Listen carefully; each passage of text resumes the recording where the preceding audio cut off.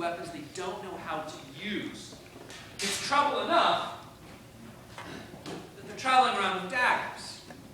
Right? This is the sort of thing we see on stage. It's the sort of thing that historically they would have used. In Holinshed's Chronicles, one of the plays that Shakespeare based a lot of his work on, there's a line in there that seldom do you see a man above 18 years of age without a dagger at least at his side.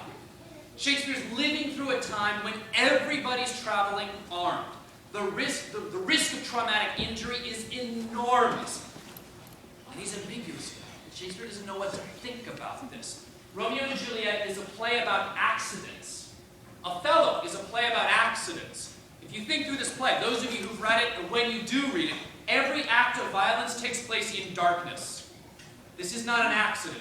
At this point in his career, Shakespeare is so good of a playwright, he knows what he's doing. In Othello, every act of violence takes place in darkness, and every act of violence is based on a mistake.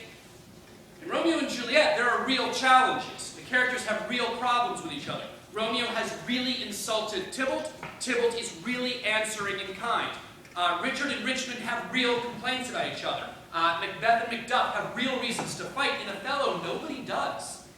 Everybody who dies, dies because they've been lied to. This is something Shakespeare is playing with in the play. He's ambiguous about the violence. He's ambiguous about the effect on us. W.H. Auden, in his essay on Macbeth, writes about the fact that Macbeth cannot unbecome a murderer. That once you're a murderer, that's an identity you cannot walk away from. You can stop being a king. That's pretty easy. King is an identity that you can just disappear from. Father is an identity that you can lose. Subject is an identity that you can lose. You can move up through social order, you can fall down through social order, but murderer.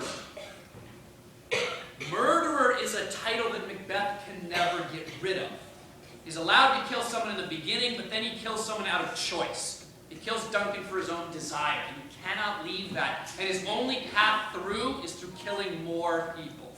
And he gets to the end of the play, and Macduff walks into his room, and Macbeth says, "No, I'm done.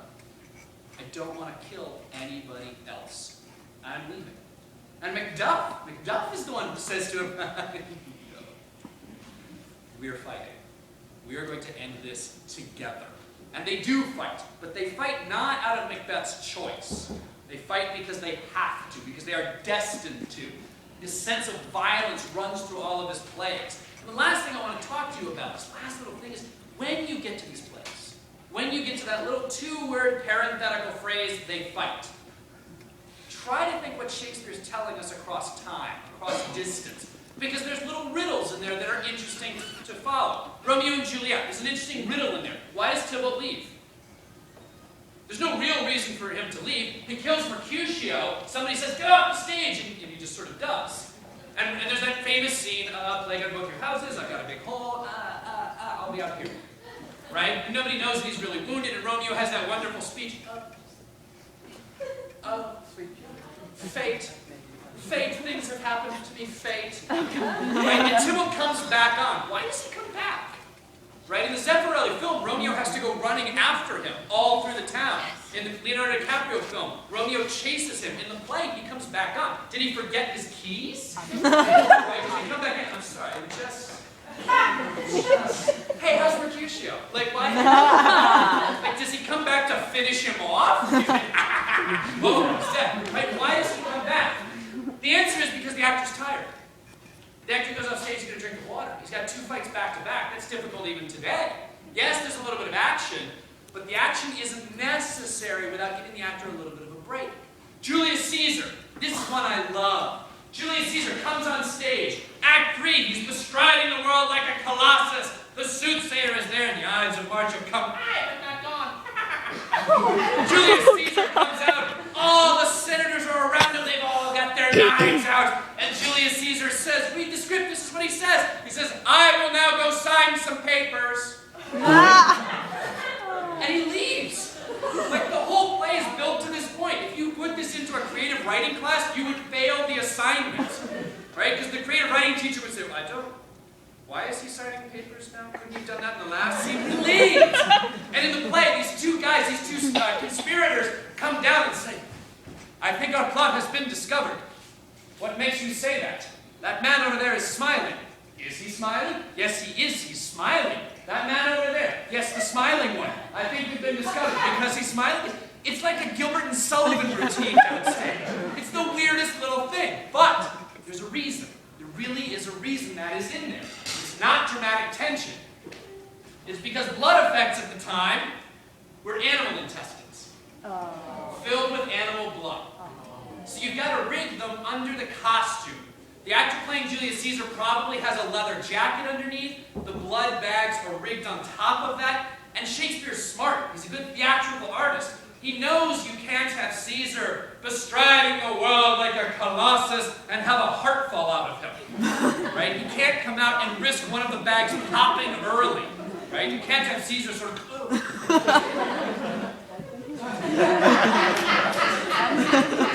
Can't have that moment. So Shakespeare maximizes the dramatic entrance and minimizes the risk of accident. He comes out, he says, I shall now sign some papers.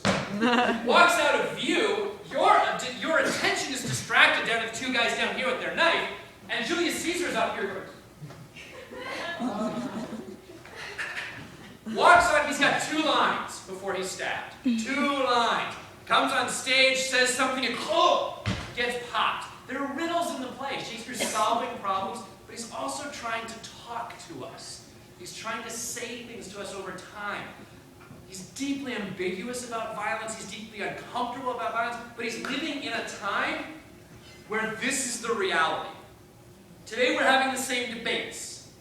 Right? If I got to offer just one last thing for you to think about, today we're debating everything from pit bulls to whether you can have a gun to who has access to violence. This is the same conversation Shakespeare was having. Who has access to violence?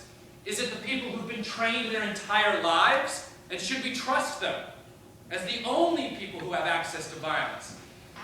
Is it a whole social class that is really interested in having something on their hip but doesn't necessarily know how or when to use it?